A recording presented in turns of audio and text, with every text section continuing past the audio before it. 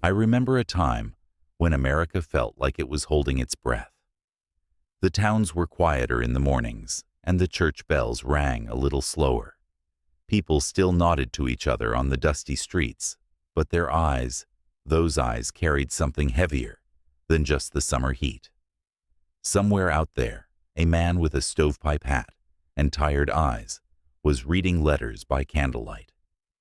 He did not speak much, but when he did, you listened. And even if you did not agree with him, you knew he meant every word. The country was not yet at war, but it was no longer at peace either. Something old was creaking.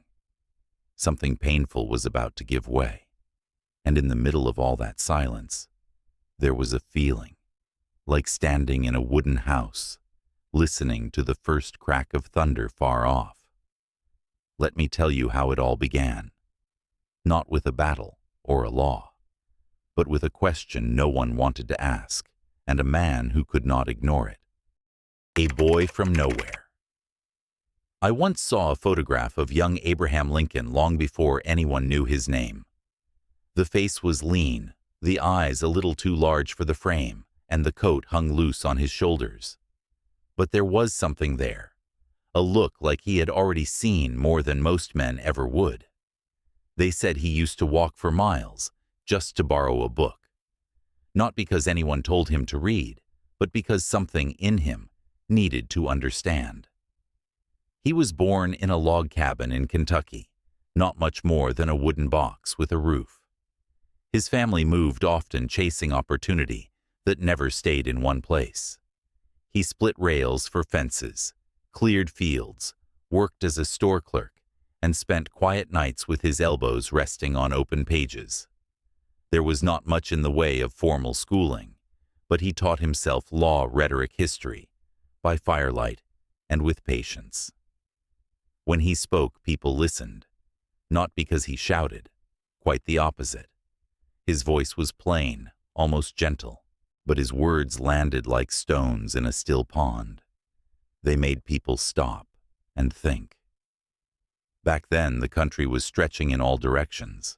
Railroads snaked across prairies, steamships carved paths down mighty rivers, and cities grew like wildflowers after rain. But underneath that energy, there was something uneasy. The North was changing fast: factories, wages, immigration. The South held tighter to cottonland and a system that treated human lives as property. Everyone knew the contradiction. The Declaration said all men were created equal, and yet slavery was legal in half the country. Most people just looked away, convinced it was someone else's problem, someone else's fight. But a few did not. Some were preachers, some were writers, and some, like Lincoln, were lawyers, with a deep sense of justice and a mind that refused to let go of hard questions. He entered politics the way he entered everything else, carefully, deliberately, and with a touch of melancholy. He served in the Illinois legislature then, one term in Congress. He spoke out against the Mexican-American War, which made him unpopular. He returned home and waited. But when Congress passed the Kansas-Nebraska Act in 1854, something in him shifted. That law allowed new territories to decide for themselves whether to allow slavery. It sounded fair to some. But Lincoln saw the danger. It was not just about new states. It was about the soul of the country. If slavery could expand, it could take over. He started giving speeches again.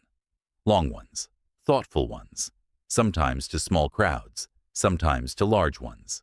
Always the same message: slavery was wrong. Not just unkind, not just inconvenient, morally unshakably wrong. You could feel the air changing, like when a storm rolls in, but the sky is still blue. There was more shouting in town halls, more arguments over dinner. Friends stopped writing each other. Newspapers split down the middle. Churches, too. North and South no longer meant just geography. It meant two ways of seeing the world, and they were growing farther apart. In 1858, Lincoln ran for Senate against Stephen Douglas, a man shorter in height, but tall in ambition. They debated across Illinois 7 times in total. Thousands gathered, some riding for miles, just to hear. Douglas argued for popular sovereignty, that each state should choose. Lincoln pushed back. He said, "A house divided against itself cannot stand." It was not a threat. It was a warning. The country had to pick a path. He lost that race, but he gained something bigger: national attention. People across the country began to say his name, and when the next presidential election came around, the Republican Party turned to him. Not because he was flashy, not because he had powerful friends, but because he had clarity, a quiet, steady conviction. In 1860, he won, just barely, without carrying a single Southern state, and the South noticed. Before he even reached Washington, Southern states began to secede.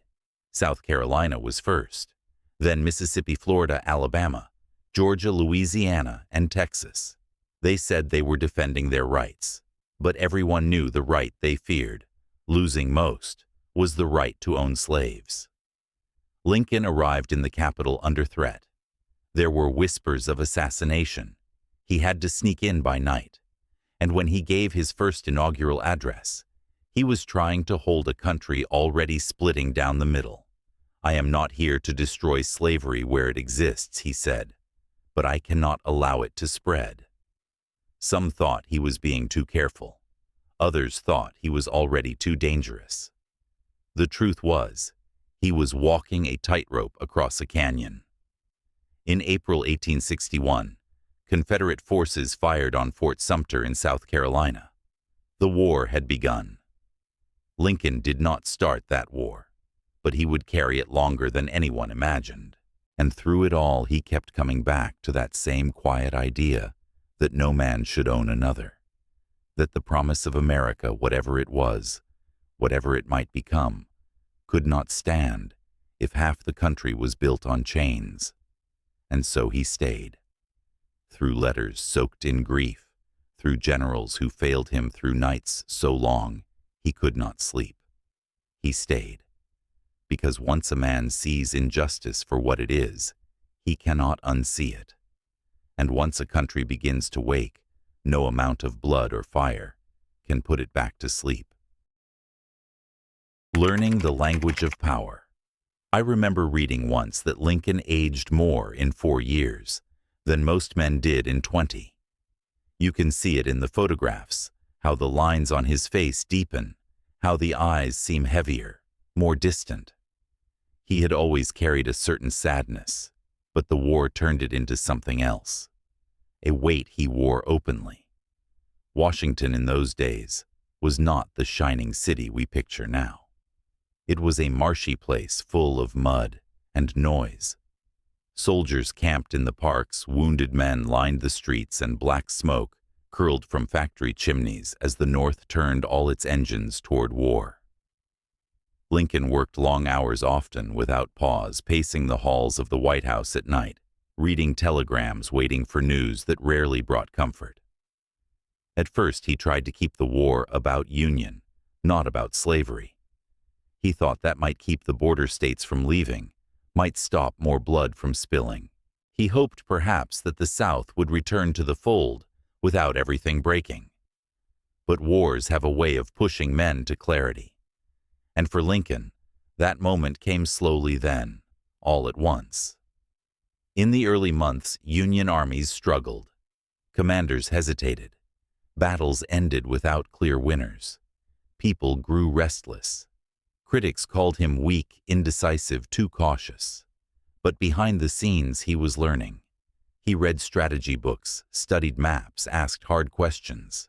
He began to understand that this war could not be won halfway, that to preserve the nation, he might have to remake it entirely. By the summer of 1862, he had already begun drafting the Emancipation Proclamation. It was not a sweeping gesture at first. It was narrow, tactical.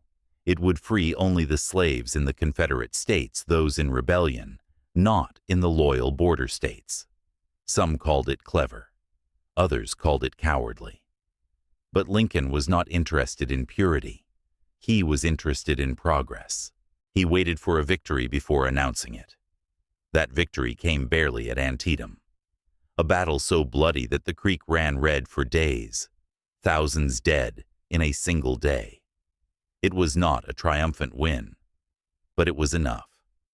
In September 1862, he made the proclamation public, and on January 1st, 1863, it took effect.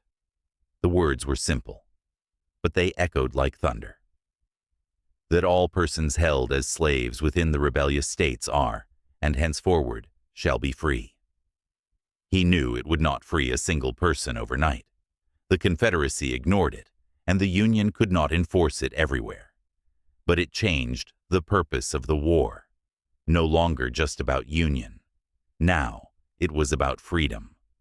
It also opened the door for black men to enlist. And they did by the thousands. Former slaves, freedmen, sons of the North. They joined with purpose, with fire in their eyes. The 54th Massachusetts, the most famous among them, marched with heads high and boots steady. They were fighting not just for a country, but for a future. Lincoln visited hospitals, listened to soldiers, shook hands until his arms ached. He read letters from mothers, from widows, from children. He took it all in and said little. But it shaped him. He became more than a politician. He became a symbol. But symbols are easy to hate, easy to blame. As the war dragged on, the cost rose. Tens of thousands dead, farms burned, families divided. He faced protests, riots, threats. In New York City, angry mobs rioted against the draft targeting black neighborhoods. The violence stunned him. He walked the White House halls as if in mourning. Yet he pressed forward. He replaced generals, restructured his cabinet, leaned on men like Edwin Stanton and Ulysses S. Grant. He wrote letters filled with sorrow and speeches that seemed carved from granite. And slowly the tide turned. Grant began pushing south. Sherman marched toward the sea, and the Confederacy began to crack. Through it all, Lincoln kept returning to the same truth, that the Union was worth saving, not just as a place, but as a promise. A promise that all men, however long it took, might one day be free. And on quiet nights when the city slept, he would sit by the fire, one leg folded under him, reading by candlelight, like he had as a boy. The war was still raging, but he had already begun to dream of what peace might look like. A reconstruction, a healing, a second birth for a battered nation.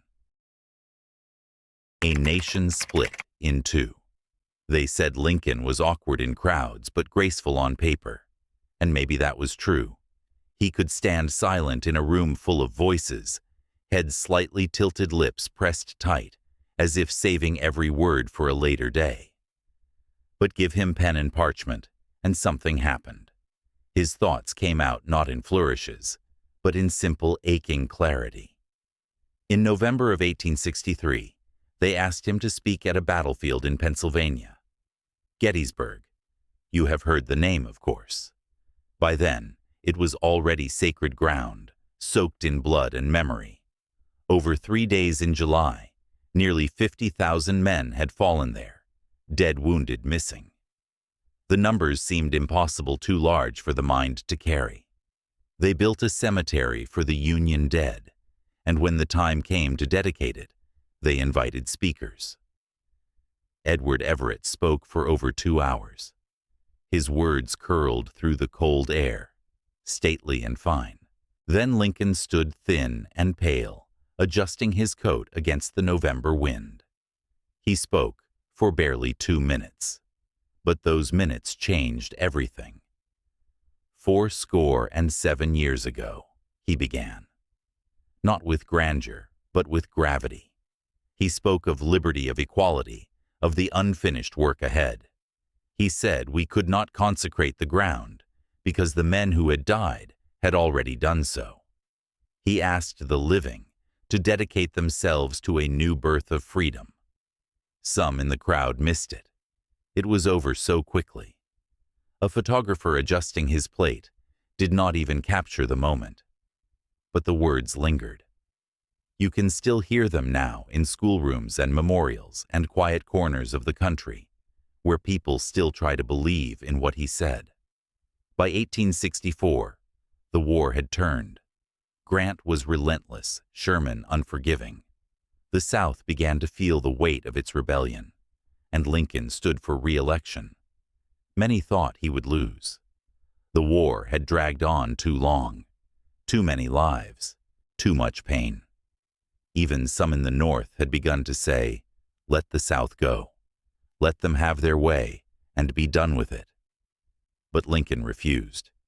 He said the Union was not just a collection of states, it was a living idea.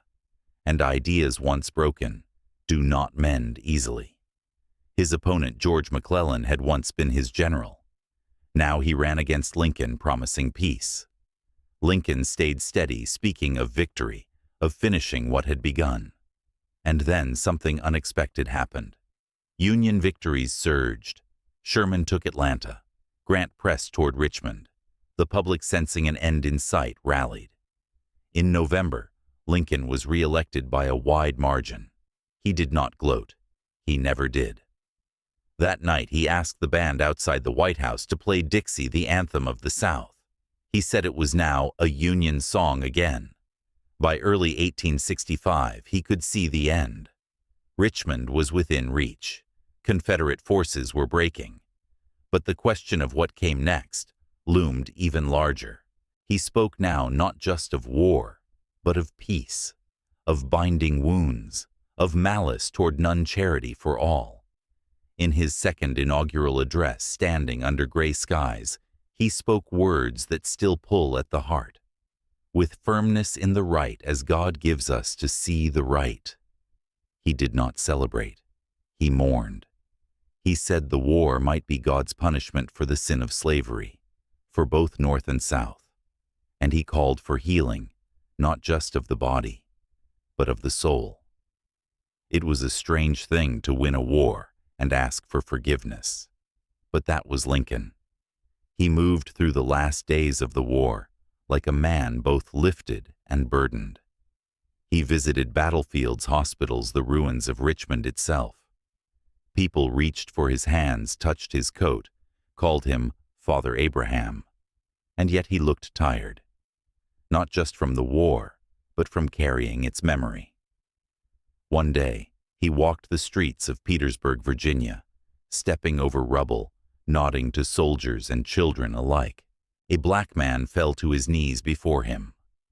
Lincoln lifted him up and said, "Do not kneel to me. You must kneel only to God." He did not see himself as a hero.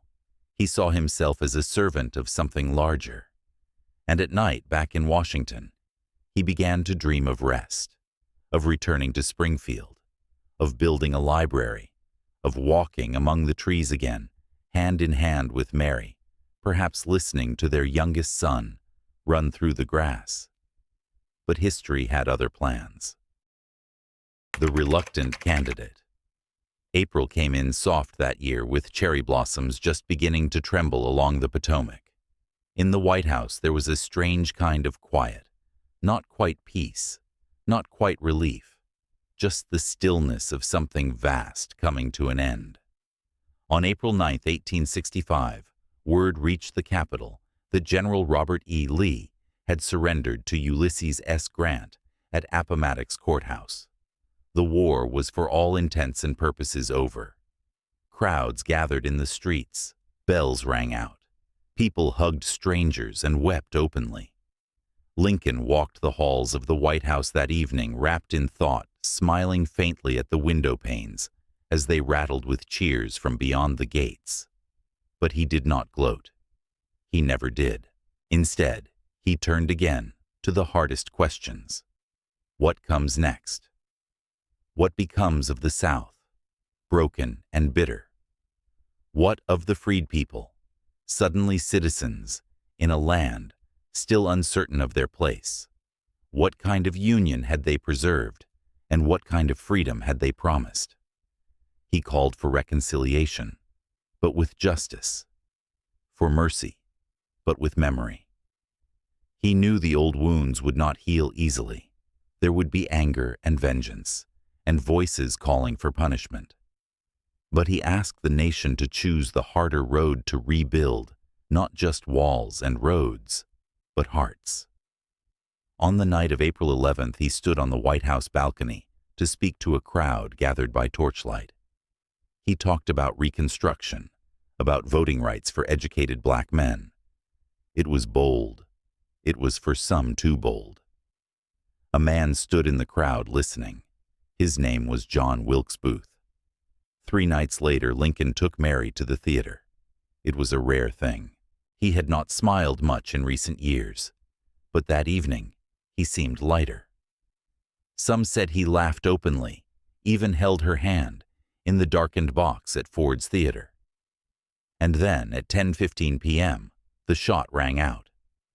Booth leapt from the balcony to the stage and vanished into the shadows. Lincoln slumped in his chair, breath-shallow blood on his collar. They carried him across the street to a boarding house. For 9 hours he lay unconscious, his long limbs draped awkwardly across a small bed, too short for him. Cabinet members came and went. Mary sobbed beside him. A quiet hush fell over the city, as if the world itself held its breath. At 7:22 a.m. on April 15, 1865, Abraham Lincoln took his last breath. A man who had been born in a one-room log cabin, who had taught himself law by candlelight, who had held the Union together by sheer will and sorrow, was gone. They said Secretary of War Stanton stood at his bedside and whispered, "Now he belongs to the ages." It was not just a death. It was an undoing. The country wept. People lined the train tracks for days as his body was carried home to Springfield. Mothers lifted their children to see the casket pass. Soldiers saluted in silence. Black families gathered in prayer. In the South, even among former enemies, there were tears. He had become something more than a man. He had become a kind of memory, a kind of hope. And yet his work was unfinished. The war had ended, yes, but the peace was fragile. The promise of freedom was still young and trembling. The nation he left behind would stumble through reconstruction, through resistance, through decades of struggle. But his words remained, the ones carved in marble, the ones etched into parchment, the ones whispered by schoolchildren and echoed in protests. A house divided cannot stand. A government of the people, by the people, for the people. With malice toward none, with charity for all. He did not live to see the country he dreamed of. Few ever do. But he gave it a direction, a North Star to follow. And perhaps on quiet nights when the world is still, you can almost hear his voice in the wind, measured, steady, and full of longing for what might yet be. The fire begins. After Lincoln's death, the country did not pause. It staggered. The silence after the war was filled not with peace, but with questions. The North had won, but what did winning mean? What would freedom look like in practice? Could old enemies become neighbors again? Andrew Johnson took the oath of office with Lincoln's body still warm in the next room. He was a Southerner by birth, a Union man by loyalty, but his heart beat in different rhythms than Lincoln's ever had. Where Lincoln had spoken of healing with justice, Johnson leaned into leniency. He moved quickly to restore Southern states, offering pardons to Confederate leaders and letting them return to power, almost as if nothing had happened. Many in the North felt betrayed, and those newly freed 4 million souls stood on the edge of a strange new world. No chains, no plantation bells, no overseers, but also, for most, no land, no money, no protection, Just freedom, raw and unguarded, in a country that had not yet decided what to do with them. Families searched for lost loved ones. Men stood in line to sign labor contracts they could barely read. Women took in washing, kept to churches, built schools, in basements and shantytowns. There was pride, there was joy, there was purpose. But always, there was the looming fear that history might bend backward, and in many places it did. Southern legislatures passed black codes laws that mimicked slavery under new names. Freed people could not vote, could not serve on juries, could be arrested for vagrancy, and leased back to plantations. The Civil War had ended, but the war for freedom had not. In Washington, Congress pushed back. Radicals like Thaddeus Stevens and Charles Sumner refused to let the old order reassemble itself. They called for military occupation of the South, for voting rights, for land reform. The 14th Amendment passed, declaring citizenship for all born in the United States. Then the 15th, protecting the right to vote regardless of race. These were victories, bold, legal, necessary. But every inch of progress came with backlash. Reconstruction, they called it. But it felt more like a battleground. Former Confederates seethed. Freedmen voted, ran for office, built schools, even sat in state legislatures only to be met with violence, intimidation, and the silent smirk of complicity from federal officials who looked the other way. Groups like the Ku Klux Klan rose from the ashes of defeat, dressed in white hoods moving by night. Churches were burned, teachers were whipped, children were told to hush their voices when walking alone. The South was not just rebuilding, it was resisting, and Lincoln was not there to steady the course. His absence was a ghost that haunted every hallway. People asked quietly what he would have done. Would he have been harsher or more forgiving? Would he have pushed harder or slowed down the pace? No one knew for sure. But many felt the ship had lost its captain, and the waters were turning rough. Still hope clung like ivy to the stone walls of time. Freedmen's schools sprouted across the South. Black churches swelled with song and purpose. Newspapers run by freed black editors told stories in their own words for the first time. There were weddings legal now. Babies born into a world where their names were written in the family Bible, not on a plantation ledger. Freedom had a heartbeat, but so did fear. By the 1870s, the will to fight for Reconstruction began to wane in the North. The economy faltered. Scandals in government made headlines. Voters grew tired. Many said it was time to move on, to let the South handle its own affairs. Federal troops were pulled back. Protections loosened. The door to a new America just barely cracked open began to close. And still people tried. Teachers kept teaching. Farmers kept planting. Voters kept showing up even when the threats came before dawn, because they believed somehow that the promise was real, even when the nation seemed to forget, even when the blood dried and the books closed, even when the monuments went up, not for the freed, but for the defeated generals who had tried to keep them chained. Because freedom once tasted does not fade easily. It lingers in memory, in song, in whispered stories at bedtime. It burns slow and quiet like coals, waiting for a wind strong enough to fan them back into fire. A pen heavy with history. You might remember the name Hiram Revels. Or maybe you saw his photograph once with his sharp suit and calm eyes, tucked between sepia portraits of men who looked nothing like him. In 1870, Hiram became the first black man to serve in the United States Senate. He took the seat once held by Jefferson Davis, the former president of the Confederacy. That moment carried a kind of quiet poetry like history, briefly correcting its own handwriting. But his time in the Senate was short. So were the terms of many black legislators during Reconstruction. They passed laws, built institutions, pushed for equal schooling, and opened hospitals. Yet the tide was already turning against them.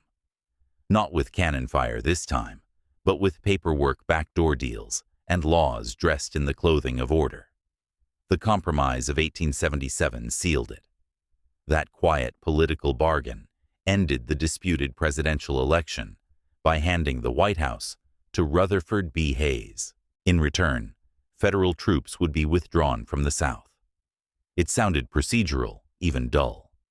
But it marked the end of Reconstruction. And with that, the South was left to remake itself in its own image. Jim Crow stepped in where black codes left off. Segregation became the rule, not the exception. Schools, buses, drinking fountains, all were divided. Not just by wood or paint or brass signs, but by an idea that freedom could be hollowed out from the inside, that liberty could exist on paper while dignity was denied in practice. And what of Abraham Lincoln, by then long buried in Springfield, Illinois? His name became a monument before his bones turned to dust. Politicians quoted him. School children memorized him. His face appeared on coins and postage stamps. His words were carved into marble. But memory can be selective. Many chose to remember only the Lincoln who called for unity, not the one who insisted on equality. They praised his calm, without wrestling with his courage.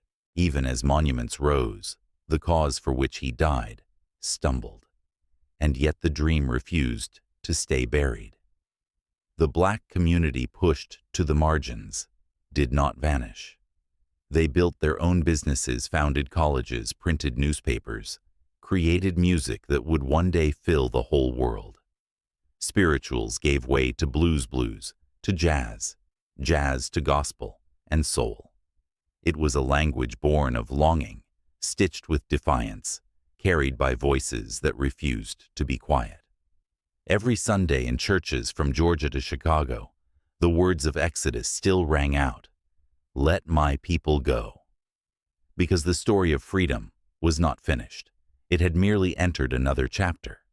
Then came a new century, a new war.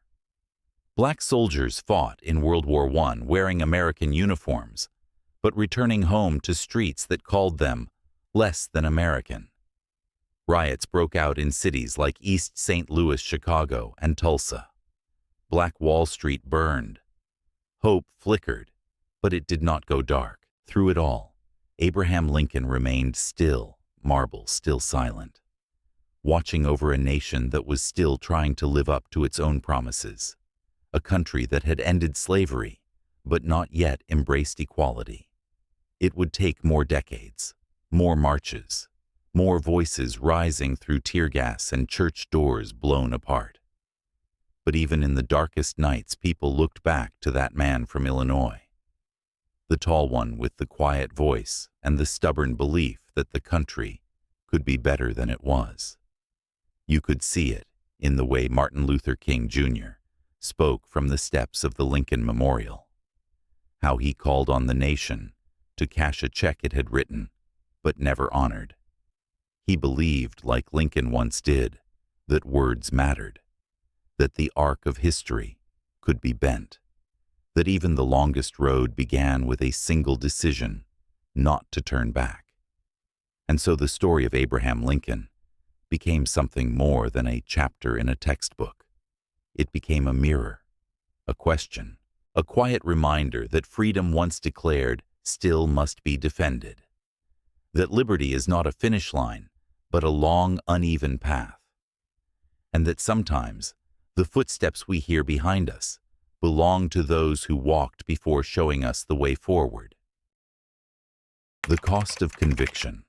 There was something about the early 1960s that felt like the air was holding its breath.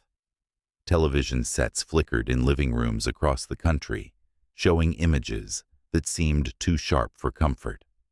A line of students sitting quietly at a lunch counter in Greensboro. A bus set on fire in Alabama. A young black girl walking to school with federal marshals at her side, while grown men screamed at her from behind ropes and fences. Abraham Lincoln had been gone for almost a century, but his shadow still lingered. People carried his memory like a question. What would Lincoln do now? Would he have recognized the struggle unfolding in his name, or would he, like so many others, have flinched at the noise of it? In 1963, on the 100th anniversary of the Emancipation Proclamation, the country stood at a kind of crossroads. Some said progress had been made. Others asked progress toward what black families still lived in segregated neighborhoods, worked in segregated jobs, and were buried in segregated cemeteries. The right to vote was written into law, but choked out by poll taxes, literacy tests, and quiet threats in the dark. That summer, people came to Washington from all over the country. They came by bus, by train, by carpool, and church van. They came wearing Sunday clothes and tired shoes.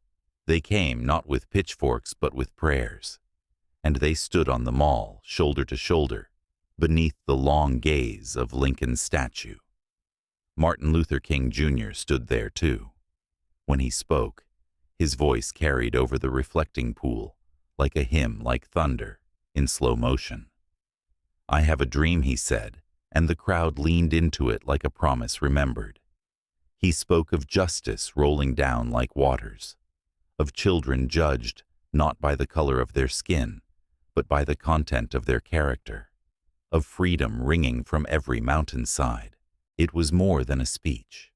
It was a reminder that Lincoln's work was not finished. Somewhere behind King, inside the marble temple, Lincoln sat frozen in stone. He did not speak. He did not need to. His silence had already said enough. But as with every turning point in American history, the backlash was swift. Just weeks later, 4 black girls were murdered in a Birmingham church. Their deaths hung in the air like a breath that would not release. The violence had not gone. It had only changed clothes. Still, the movement pushed forward. Civil rights workers disappeared in Mississippi. Marchers were beaten in Selma. A bridge named after a Confederate officer became a battlefield of batons and broken bones. Yet every act of cruelty seemed to sharpen the call for justice. It was as if, in facing the worst of itself, the nation began to remember what it had once promised to become. By 1965, the Voting Rights Act was signed into law. President Johnson used the same room where Lincoln had once walked. Through the walls now held electric lights instead of oil lamps. Some said the country had finally arrived at the destination Lincoln imagined. But others knew better. Laws can open doors. They cannot always pull people through them. And then, in 1968, another bullet. Another voice silenced. Martin Luther King Jr. was gone, shot on a balcony in Memphis. The country groaned like something wounded too many times. Cities burned. Mourning turned into movement, then into memory. And yet again, Lincoln remained, steady, still, waiting. That was always the strange thing about him. He belonged to everyone and no one. Conservatives claimed him as their own. Progressives quoted him in protest. His words were stitched onto pillows and banners, his face etched into coins and carved into cliffs. But somewhere beneath all that marble and myth was a man who once wrote, "As I would not be a slave, so I would not be a master." He did not say it to be admired. He said it because he believed it. And maybe that belief is what kept his legacy alive long after his body was gone. Not because he was perfect, he was not. Not because he finished the work, he did not. But because he knew the work mattered, and he knew it would not be finished in his lifetime. That is the part we sometimes forget. That Lincoln did not expect to see the end of the road. He just hoped to move the country a few steps farther along it. And so the people kept walking. Echoes in marble. Sometimes I wonder what Lincoln would have thought about the way his memory was used in the years that followed. Not just honored, but wielded. His words carried into courtrooms and campaign speeches, into textbooks and street protests. A man who once spoke in quiet Midwestern tones now echoed in every corner of the country. In the decades after the Civil Rights Movement, the memory of Lincoln took on new shapes. In classrooms, he became the great emancipator, the gentle giant who freed the slaves with a stroke of his pen. But the truth, like always, was heavier and more complex. Freedom had come, yes, but it had not come evenly, and it had not come without cost. And even as laws changed, the soul of the country seemed to wrestle with itself again and again. Through the 1970s and 1980s, debates over race and equality shifted forms. Busing policies attempted to integrate schools, while neighborhoods quietly resegregated themselves through real estate and redlining. Affirmative action drew fierce debate. Prisons began to fill, and not evenly. The language of colorblindness entered politics, sometimes sincere, sometimes strategic. But still, Lincoln stayed. His face watched over currency and postage. His words were memorized in schoolrooms. He sat unmoving in his stone chair at the far end of the National Mall, waiting for the next generation to come sit at his feet.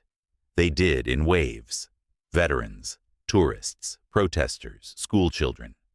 Some came to honor. Others came to challenge. But all came because Lincoln still meant something. And then came a new century, and with it, a new moment. In 2008, the country elected its first black president. The air that night in Washington, and in many other cities, felt electric.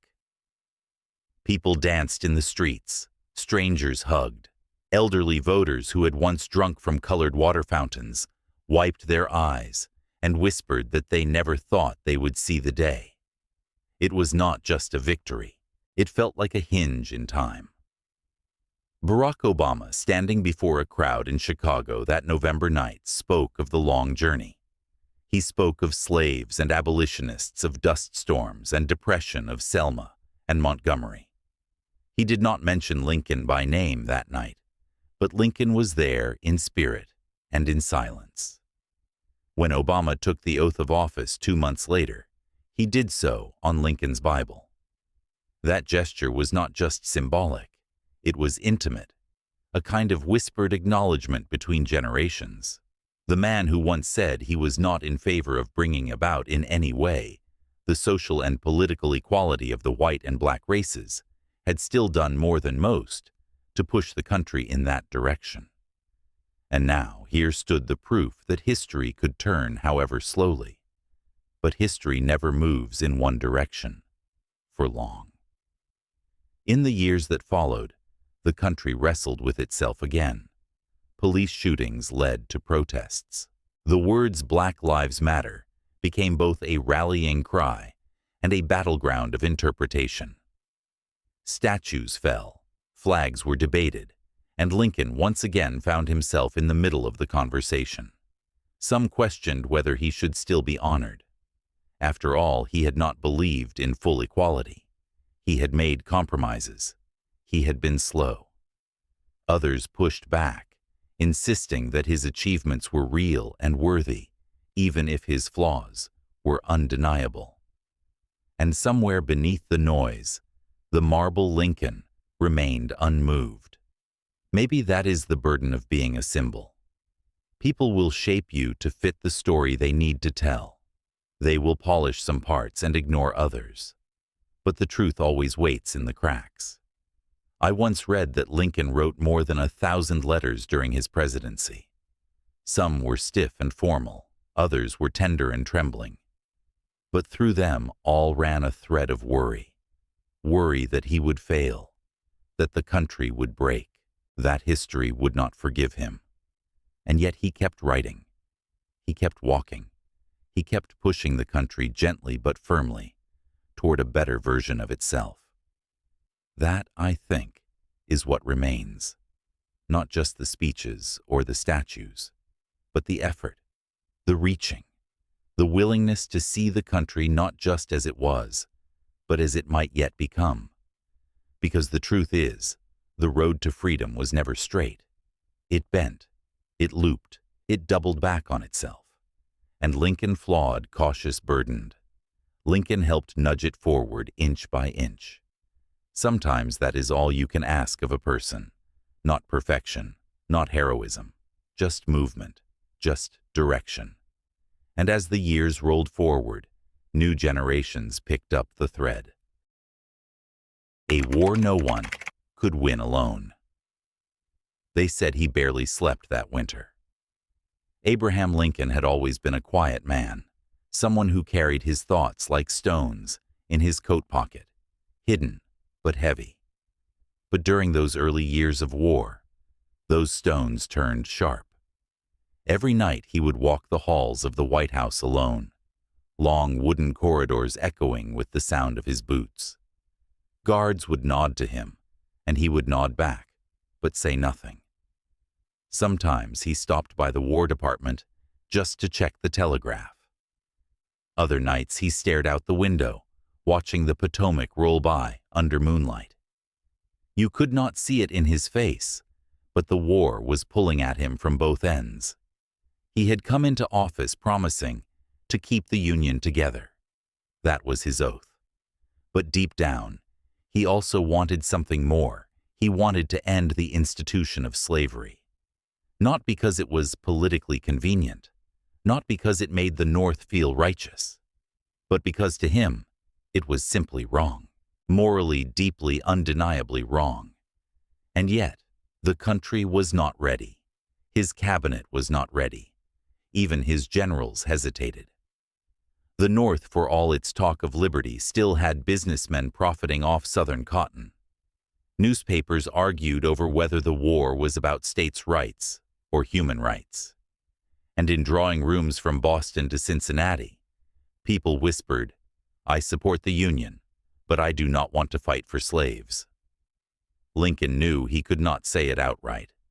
Not yet. Not when the Union itself was bleeding. So he waited, and he wrote. He scribbled on scraps of paper late into the night, drafts of speeches, fragments of thoughts. One of his secretaries once found him asleep in his chair papers, still in hand, a candle burned down to the nub. The secretary did not wake him.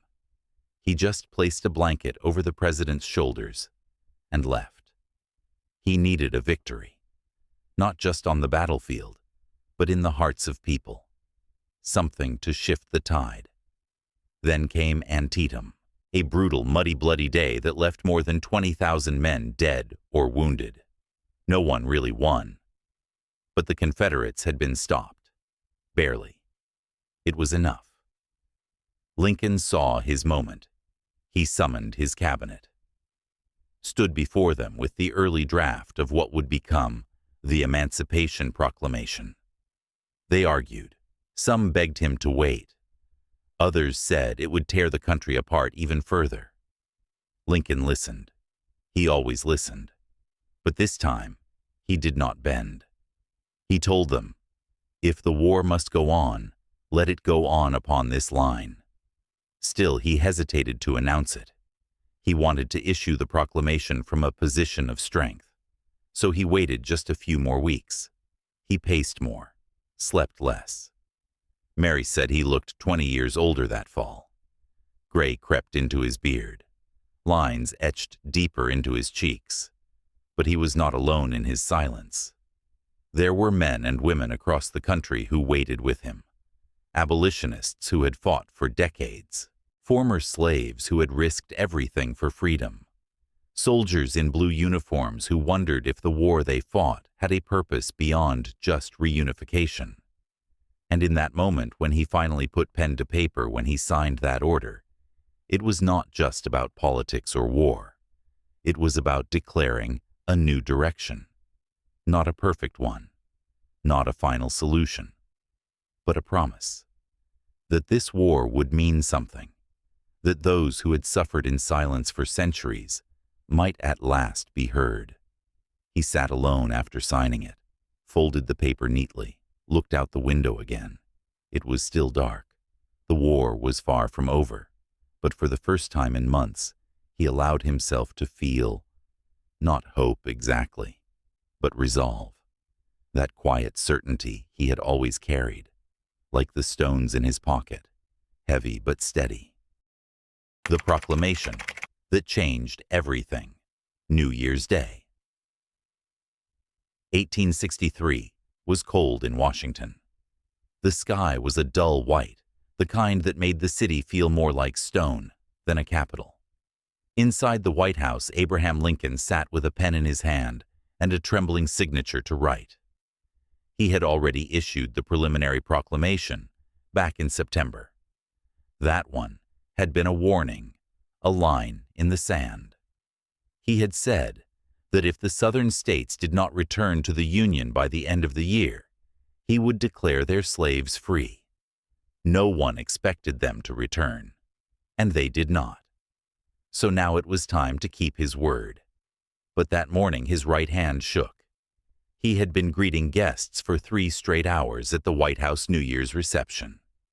Everyone wanted to meet the president. His hand was numb from shaking theirs. He stared at the document before him, at the blank space where his name should go, and said to Secretary Seward, "If my name goes down in history, let it be for this act. But my hand is too tired to sign it right." They waited. He massaged his fingers. Then slowly he picked up the pen and signed. Abraham Lincoln. A little uneven, but unmistakable. The Emancipation Proclamation was now official. It did not free all slaves. That's a detail history sometimes forgets.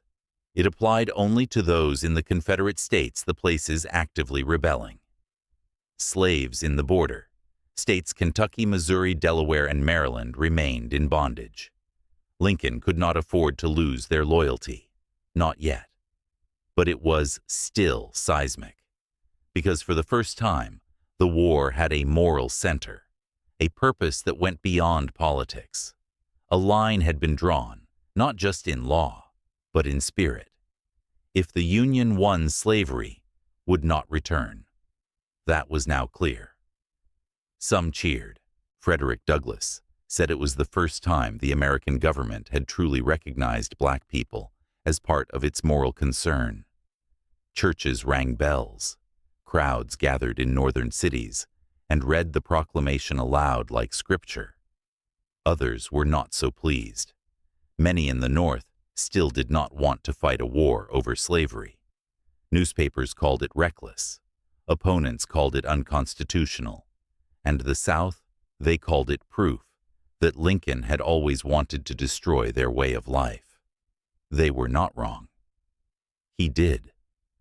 But what no one expected, what even Lincoln could barely imagine, was the shift it caused in the hearts of those who had been enslaved. Because they heard it.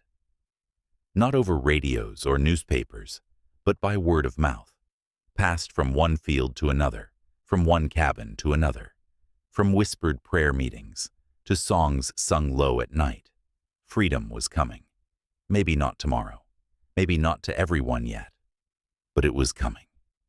Men began to run, thousands of them, escaping by night, dodging dogs and bullets, crossing rivers and swamps, heading toward Union lines.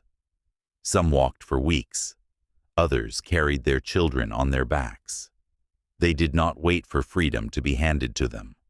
They went out to meet it. And when they arrived, something else changed. They asked to fight. They did not want just to be freed. They wanted to help free others, to wear the blue, to carry rifles, to stand in ranks. It was a request that no American government had seriously entertained before. But now, with the war dragging on and bodies piling up, the Union needed soldiers. So, they were allowed. The first regiments of black soldiers began to form, some in the North, some in the South. Many with white officers, many with second-hand gear. They were paid less. They were mocked. Some doubted whether they would even fight. But fight they did. Bravely, desperately, fiercely. The proclamation had changed them from property into purpose. Lincoln watched all of this quietly. He rarely spoke of what it meant to him, at least not in public. But those close to him noticed. He began reading more of Douglas's writing. He asked questions. He listened. One day he told a friend, "The moment came when I had to choose between the Union without freedom or freedom with a Union yet to be secured. I chose the latter." It was not a perfect document. It left many still in chains. It was a war measure, not a moral manifesto. But it cracked the foundation. And sometimes that is all a revolution needs. A new kind of soldier. They did not look like the soldiers in paintings. They did not wear polished boots or gleaming brass buttons. Some had never held a rifle before. Others had spent their whole lives forbidden to read, to write, to speak out loud in the presence of white men. But when they stood in line, shoulder to shoulder, blue coats on their backs and rifles in their hands, they were soldiers. Real ones. The United States colored troops. That was what the Army called them. But to many they were something more. A new chapter. A second birth of the nation. It started quietly. A few small units hastily formed. A few brave men stepping forward, while others still doubted whether black men could fight like white ones. But it did not stay quiet for long. By the end of the war, nearly 180,000 black men had joined the Union Army. Another 20,000 served in the Navy. Altogether, 1 in every 8 Union soldiers would be a man of color, and their presence would change the face of the war. It was not easy. Their pay was lower $10 a month, with $3 taken for clothing, while white soldiers earned $13 without deductions. Their uniforms were often old or ill-fitting.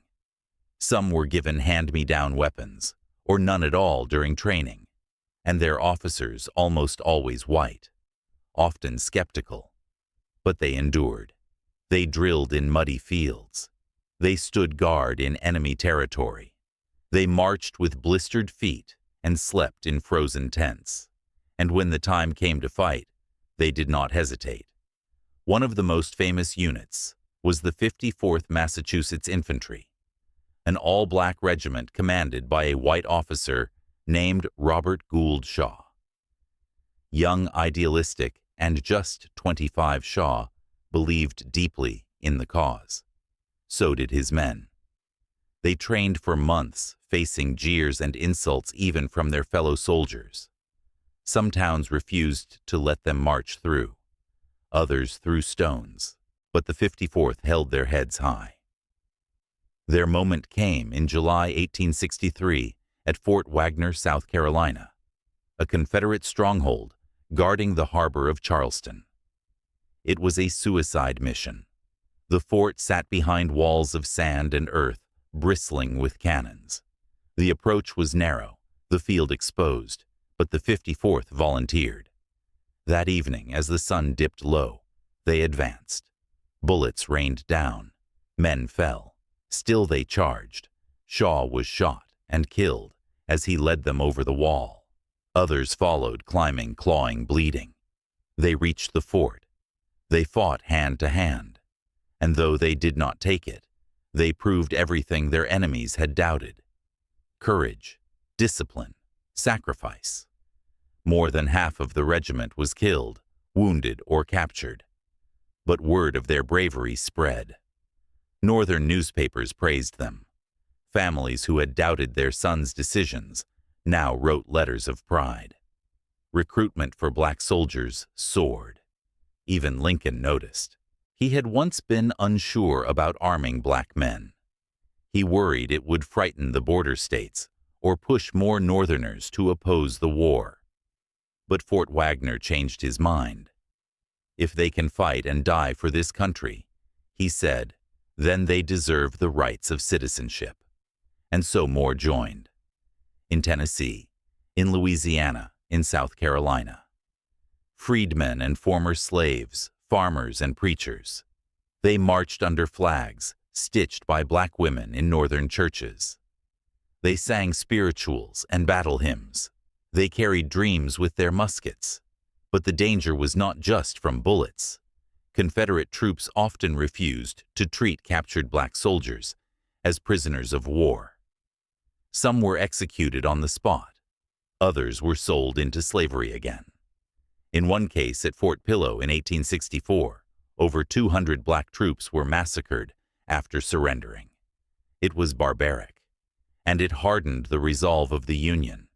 It hardened Lincoln, too, because now it was no longer a war just to preserve the Union. It was a war to redeem it. At campfires, black soldiers told stories of where they had come from: plantations, auction blocks, hiding places in the woods. They carried scars on their backs and songs in their throats. And they fought with something more than strategy. They fought with memory. When asked why he enlisted, one man from Mississippi said, "Because this uniform makes me a man in their eyes, and I want to wear it till they cannot unsee it." Some learned to read in army camps. Some wrote letters home for the first time in their lives. Others never came home at all. But they died in uniform, as soldiers, not as slaves.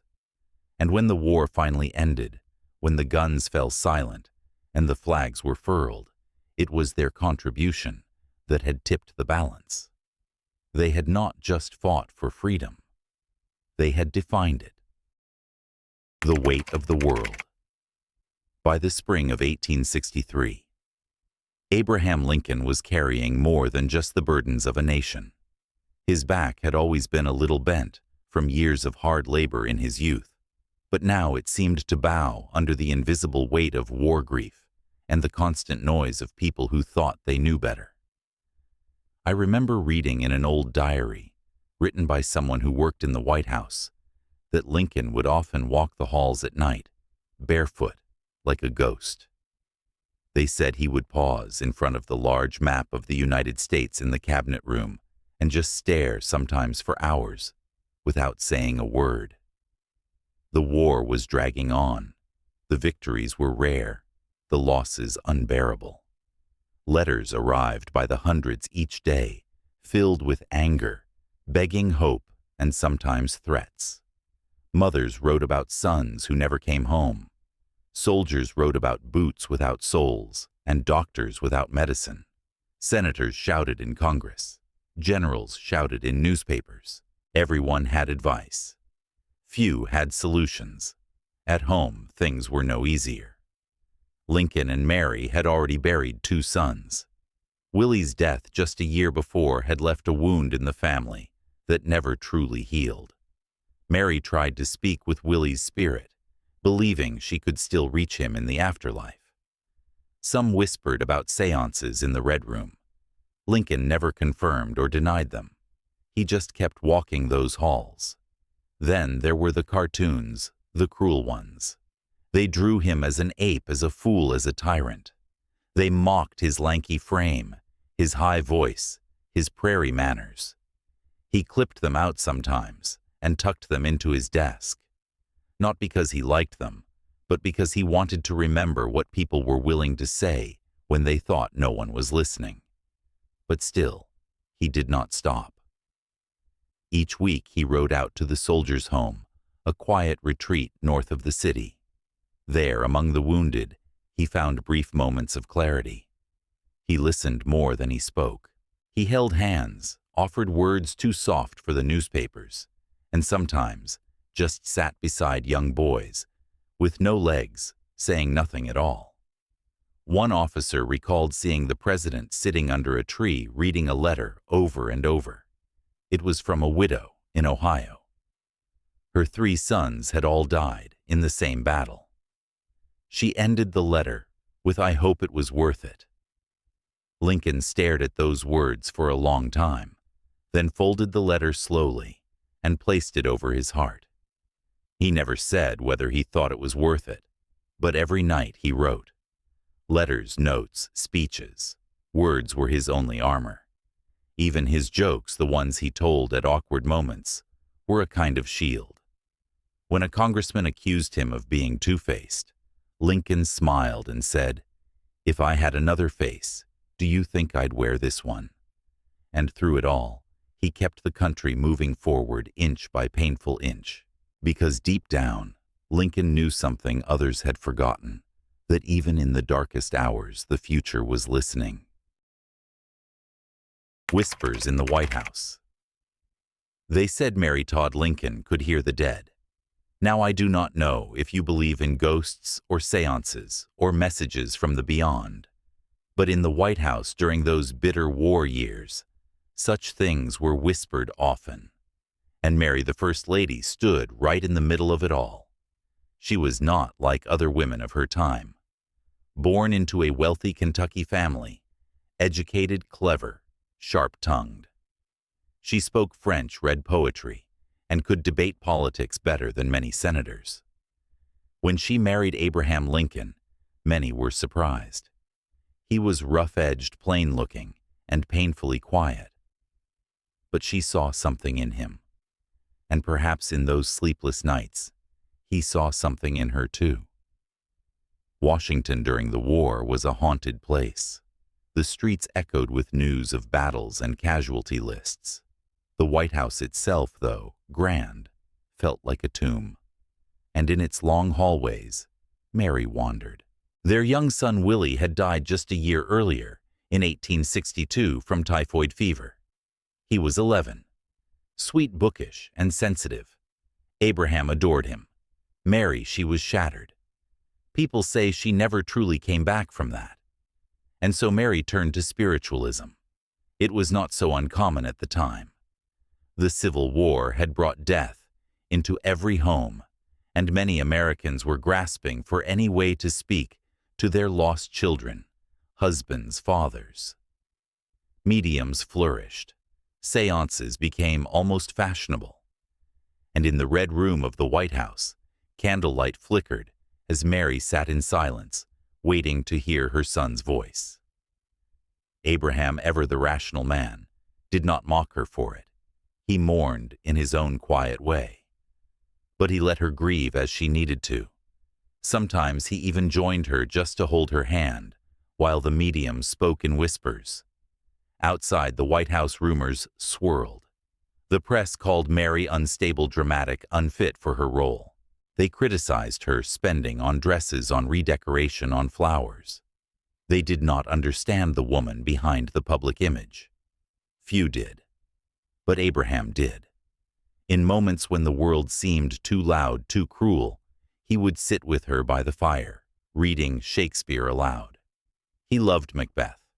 He often quoted the line about tomorrow and tomorrow creeping in its petty pace. Mary said it reminded her that even sorrow, even war, would pass. She was not always graceful. She had a temper, and she carried the weight of her grief like a corset, tight, unseen, suffocating. But she also stood by her husband through every storm. When advisors doubted him, when generals disappointed him, when crowds jeered him, Mary stood tall and said, "That is my husband. He will prevail." She threw grand receptions, even when the war made everyone feel small. She greeted wounded soldiers with gloved hands and tear-filled eyes. She believed deep down that beauty and dignity still mattered, that the White House should not become just another barracks of despair. And yes, sometimes she whispered to ghosts, but in a house surrounded by death, who could blame her? They shared quiet evenings in the library. Abraham bent over dispatches, Mary stitching silently beside him. No grand gestures. Just a man and a woman, both exhausted, both holding the Union together in their own ways. You could say Mary fought a war of her own against loneliness, judgment, the unbearable silence of a house missing its child. When you look at old photographs of her, try not to see just the sadness in her eyes. See the steel, too, the woman who kept walking through shadow, even when no one clapped for her. As the war dragged on, and the body count rose higher than anyone had dared to imagine. Abraham found fewer allies and more ghosts. But Mary was always there, even in her strangeness, even in her sorrow. And in the end, when people speak of Lincoln's strength, they often forget who sat beside him every night in candlelight, whispering back at the darkness. The fire still burns. By the summer of 1864, no one believed Abraham Lincoln would win. Not his cabinet, not the newspapers, not even Lincoln himself. The war had dragged into its fourth bloody year. Casualty lists filled entire pages. The South was battered, but unbroken. The North was weary. Mothers, widows, fathers, they were tired of bleeding for an unfinished war. And Lincoln, the man once called a unifier, was now mocked as a tyrant, a clown, a failure. He said it quietly one night as he folded his long legs beneath him and stared at the embers in the hearth. "I am going to be beaten," he told a friend, "and unless some great change takes place, beaten badly." You see, in those days, no president had been re-elected during a war except George Washington, and even that was different. This was not a war of borders or kings. It was a war over the soul of a nation. And it had turned brother against brother, state against state. Lincoln had freed the slaves, yes, but many in the North still did not care for emancipation. Racism ran deep. To many white voters, the war had shifted from saving the Union to liberating people they did not believe deserved saving. That shift cost Lincoln support in the cities and the farms, even in his own party. And so came the Democratic challenger, George McClellan. Once Lincoln's own general, the same McClellan who had led and stalled and hesitated on battlefields. He had clashed with Lincoln for years, over strategy, over speed, over ego. But now he returned as a polished politician offering peace. Not victory, not justice, just peace. And people listened. Lincoln feared the worst. He even had a sealed letter prepared, a concession of sorts, a plan for how he would step aside if defeated. He was that certain. But then, something changed. It began in Atlanta. In early September, General Sherman captured the Confederate stronghold and sent news north. The city had fallen, a major Southern city gone. The tide had turned. Hope, once a flicker, caught fire again. Lincoln's enemies had called him weak, but now with Atlanta in Union hands, they could not deny that the war was winnable. Suddenly, men who had cursed his name began to rally. Newspapers shifted their tone. Soldiers wrote home saying, "We can finish this." And the people listened. The campaign, once grim, came alive. Lincoln did not make grand speeches. He was never good at pomp. But he did something rarer. He stayed honest. He spoke of sacrifice, not triumph. He thanked the wounded. He visited hospitals. He reminded people of what the war had cost and what it could mean if they stopped now. In November, the votes were cast, and against all odds, Lincoln won. Not narrowly, not barely, decisively. He carried every Union state except 3. He even won the votes of thousands of soldiers, the same men who had trudged through mud, who had seen brothers fall beside them, and still believed in the man who asked them to keep going. That night, the White House was quiet. There was no loud celebration, no parades, just Lincoln, tired, smiling faintly, standing at a window with Mary at his side. He had won. But the war was not over. Still, he had been given something precious: time. Time to finish what had been started. Time to heal what had been broken. Time to imagine a country not just reunited, but reborn. The fire still burned. But now, for the first time in a long time, the smoke began to clear. The final push to victory. By early 1865, the war had become a slow grinding weight on everyone's shoulders. Soldiers marched with worn-out boots and hollow eyes. Towns waited for letters that never came. Families on both sides whispered the same question: when would it end?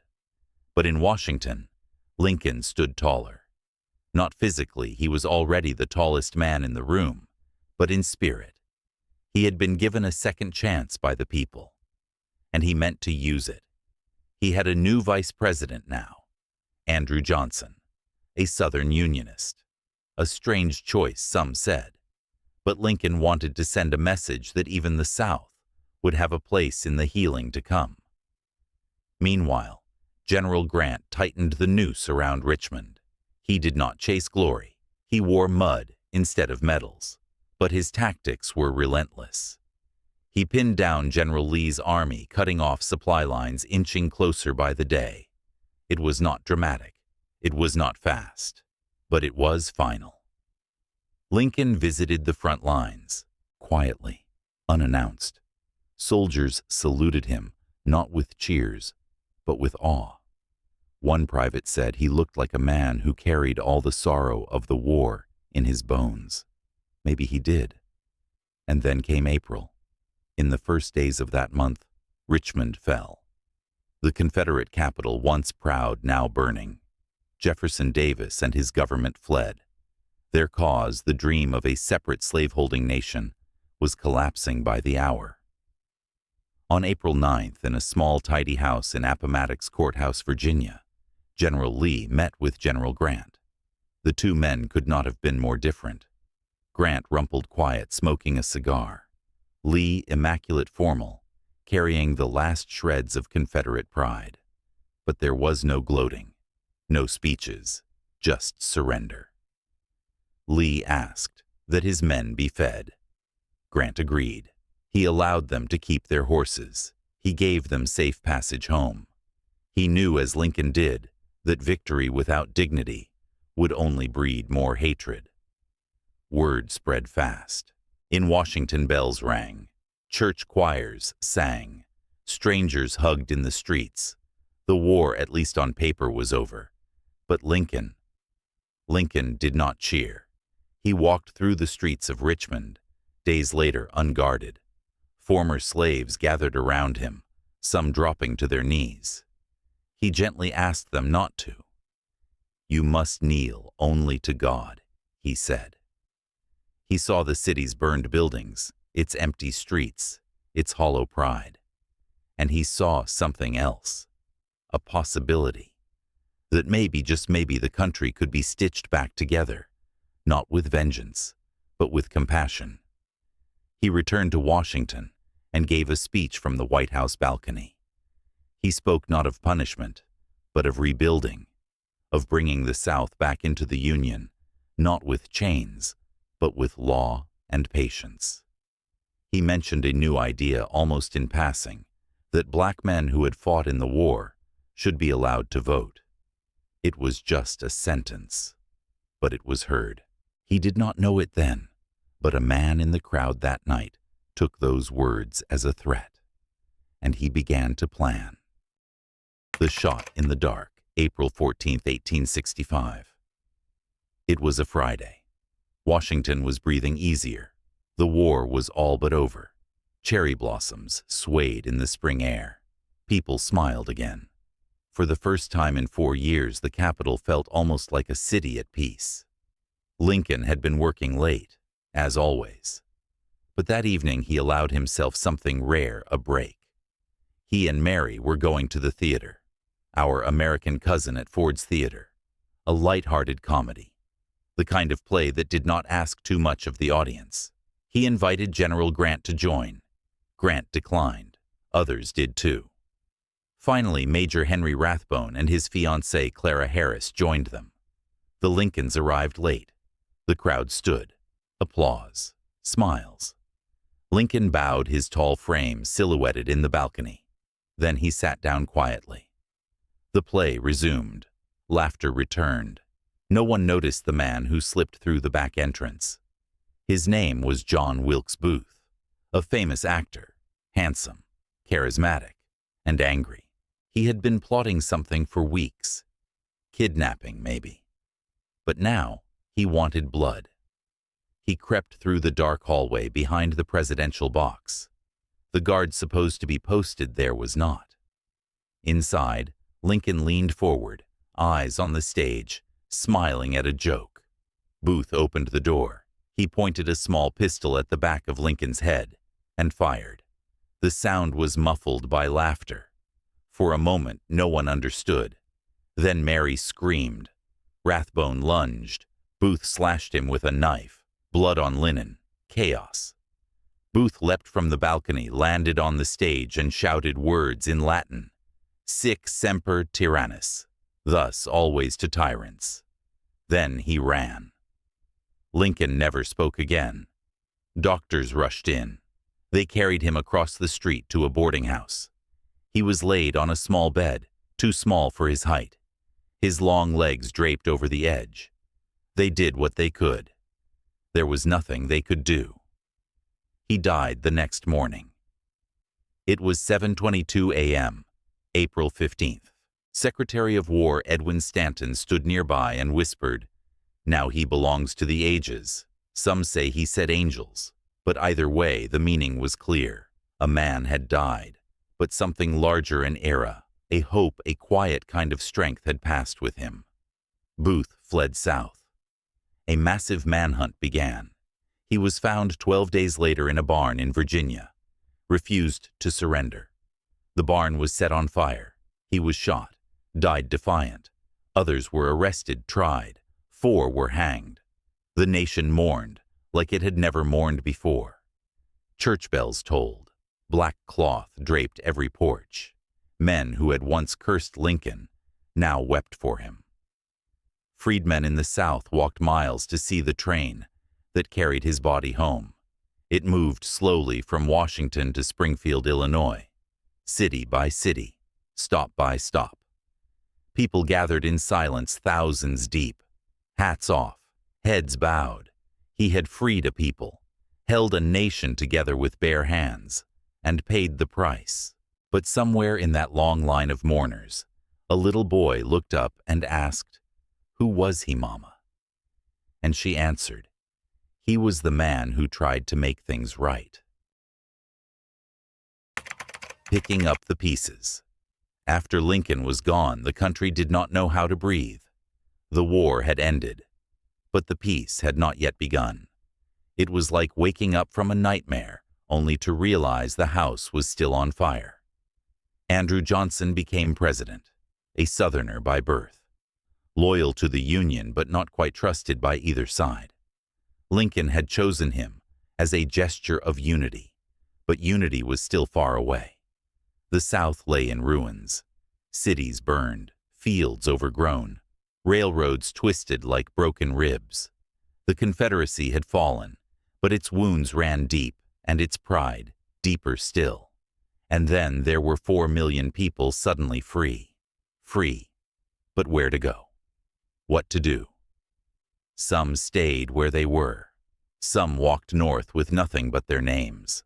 Some searched for family they had lost, following rumors hoping to find a brother, a daughter, a mother still alive.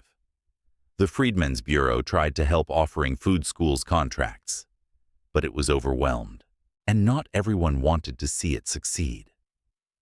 In many southern states, new laws were passed. Black codes, they called them. Rules that looked suspiciously like the old chains. If you could not prove employment, you could be arrested. If you looked someone in the eye the wrong way, you could be whipped. Reconstruction, they called it. But it felt more like patchwork. Some in Congress wanted more. The radical Republicans. They pushed hard for rights, voting, land protection.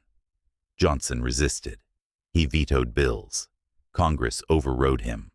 The struggle played out not just in courtrooms and capitals, but on dirt roads, on plantations, in quiet homes, where freedom now meant something fragile. In 1868, the 14th Amendment was ratified. It promised equal protection under the law. A noble promise. But a promise is not a reality. That same year, the Ku Klux Klan was growing in the shadows. Men in hoods riding at night. They burned schools, threatened voters. They called it resistance. Others called it terror. Meanwhile, a general stepped onto the national stage again. Ulysses S. Grant. The man who had led armies through fire and mud was now elected president.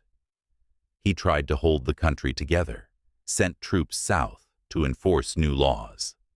But corruption seeped into Washington. The fatigue of war was replaced by the fatigue of rebuilding. People wanted to move on. But history does not let you. Every freedman building a church, every teacher opening a school, every woman signing her name on a marriage certificate, these were quiet revolutions. But revolutions invite backlash. And so, the country swayed, between progress and punishment, between hope and hatred. Some said Reconstruction failed. But maybe that is not the right word.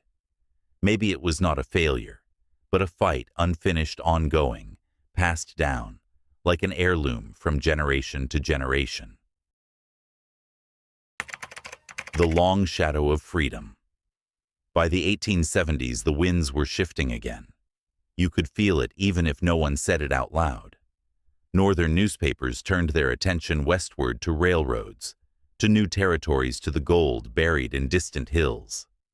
The urgency to fix the South began to fade, replaced by the pull of profit and expansion. And in Washington, Reconstruction lost its momentum. In 1877, a quiet bargain ended it for good. The compromise, they called it. Rutherford B. Hayes would become president. In return, federal troops would leave the South.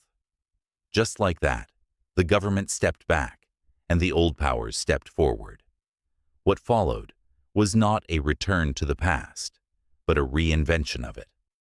Poll taxes, literacy tests, grandfather clauses. They did not say no directly. They made it complicated, expensive, exhausting. And slowly voting booths grew quiet. Voices disappeared again. Jim Crow took root not as a man, but as a system, one that divided schools, trains, water fountains, one that taught children early to look down, to stay in line, to know their place. Some resisted. Black churches became sanctuaries. Black newspapers spread truth. Black families built neighborhoods, opened businesses, sent their children north with hope packed into suitcases. W.E.B. Du Bois raised his voice. So did Ida B. Wells. So did many who never made the headlines. And all the while, the memory of Lincoln lingered, not as a saint, but as a man who tried. His face on pennies, his words carved in stone, his story retold in classrooms, often simplified, sometimes misunderstood, but always there. Some said America had two souls, one born of liberty, the other born of bondage. And after the war, those two souls kept pulling in opposite directions, one pushing forward, the other pulling back. It would take another century and another wave of marches, songs, and sacrifice to bring the question of freedom back to the center of the conversation. But even then, the road would still twist. Even now, it still does. History does not move in straight lines. It circles back, it hesitates, it repeats. But sometimes in small and stubborn ways, it moves forward. And perhaps that is what Lincoln hoped for. Not a perfect union, but a better one. One that keeps trying. Before you sleep. So now, before you close your eyes, let me leave you with this. He was not tall in the beginning. He grew fast and awkward, wore hand-me-downs, lost his mother young, spoke less than others, listened more. He failed in business, lost elections, buried two sons, argued with his generals, stayed up late reading poetry and political telegrams. And when he walked into rooms, people did not always cheer. Sometimes they just stared. But still he carried it. The burden, the war, the grief, the questions no one else wanted to ask. He held the country together, not by force, but by something quieter. A kind of stubborn hope. A belief that words mattered. That compromise was not weakness. That even a house divided could find its way back to itself. And in the end, he gave everything. Not for statues, not for holidays, but for the fragile idea that every human being, even the forgotten ones, the broken ones, the silent ones, deserved to be counted. We are still learning how to live with that idea, still fumbling with its edges, still falling short. But tonight, maybe it is enough to remember that someone once stood in the middle of a storm, steady and strange, and said we can be better. Not perfect, not all at once, but better. And maybe that is how all change begins, with one person in one room deciding not to look away. So now rest. Let history do its turning. Let Lincoln walk his slow path home. Let the night fold gently around you. And sleep well, my friend.